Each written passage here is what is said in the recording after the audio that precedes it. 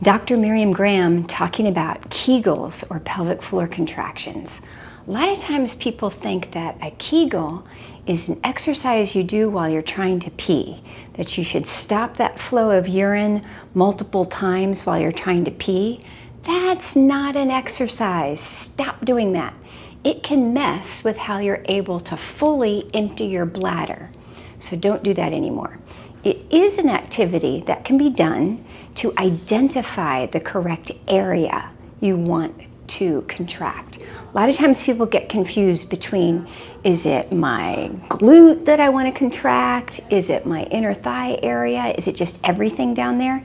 It's not. We're going to be very specific about the levator ani or the pubococcygeus.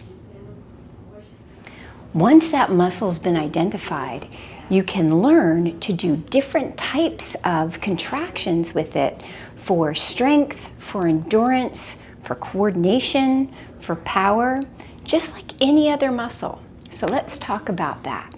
The first exercise, you're going to think of contracting around the anus and the vagina, if you've got one, and lifting up towards the crown of your head. When you do that, you're not supposed to contract your glutes or your butt or your inner thigh muscles or tip your pelvis or contract your abdominal muscles. It's just that central area. So you can think of doing an agility exercise. An agility exercise is going to be when you contract the muscle and hold and let go. And you're going to do that 10 times quickly. Okay, so those are called quick flicks. It's a little bit like the football players running through the tires. It's agility. You want to contract and then let go fully. And frequently what happens is people stay contracted a little bit, so then the subsequent attempts are less powerful because they didn't let go all the way. Remember, a weak muscle is a tight muscle, and it's very important to let go all the way before trying another contraction. A graded pelvic floor contraction is when you choose the intensity of muscular activity you're going to produce during the contraction. So it's analogous to being in an elevator. You can go up to the 5th floor, or you can go all the way down to the 3rd parking level, let's say. At rest, your body is at the lobby level. You can get into the elevator, contract that pelvic floor, maybe up to the 3rd level, maybe even up to the 5th level, and then come back down to that lobby level. Analogous to having a dimmer switch on a light.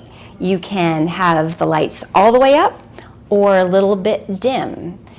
It is the ability to grade the contraction that is part of the coordination that helps with endurance, power, and function of your pelvic floor.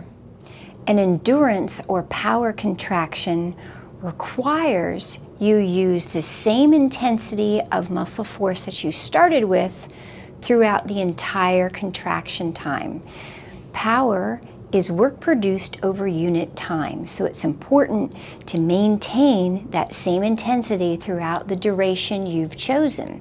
Initially, that might be a 3-second hold, a 5-second hold. Frequently, a long-term goal is to have a 10-second hold. Remember all of the components of the pelvic floor contraction.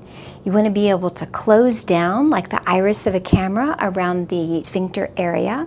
Additionally, you want to be able to close down and lift towards the crown of the head. So there's a lifting up of the pelvic floor contraction, and that's maintained the whole time. Frequently what happens is people will do a contraction that starts out pretty reasonable, but then it starts to fizzle and they lose power. It's like they don't even know where the muscle is anymore. So it's much better to go with a shorter duration and maintain the force throughout the entire time versus start out really strong and fizzle. So that's a power contraction or an endurance contraction. Again, the goal would be about 10 seconds.